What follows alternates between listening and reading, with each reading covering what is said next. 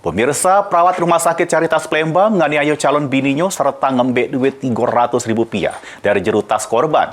Aksi penganiayaan oleh pelaku terekam kamera pengawas sehingga viral di media sosial.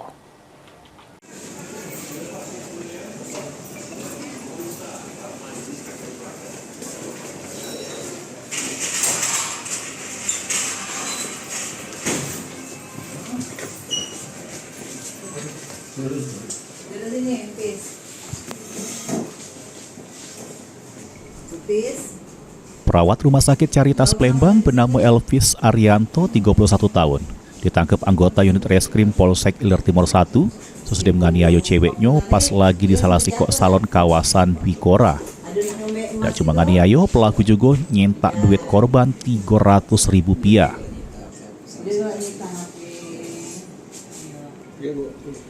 Dari pemeriksaan polisi, pelaku emosi dengan korban yang pas itu lagi kelaparan minta duit untuk beli makan.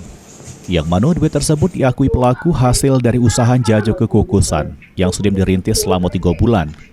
Pas pelaku baru balik dari tempat gaweannya, selik motor korban yang terparkir di jatuh salon sehingga pelaku ngampiri korban.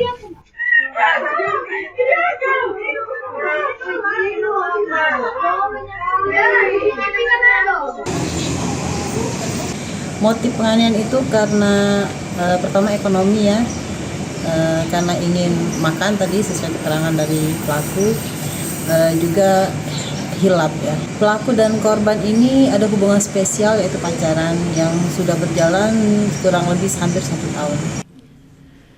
Sementara itu pelaku yang sudah berencana ngawini korban sesudah lebaran meminta maaf serta menyesali perbuatannya. Pelaku mengaku hilap karena kelaparan pas balik begawi. Untuk cewek aku minta maaf, udah kasar, narik kan. Dari hati yang paling dalam itu memang terbawa emosi. Sekali lagi aku minta maaf dengan keluarganya juga, aku mau bapaknya aku minta maaf. Sudah ada rencana untuk menikah?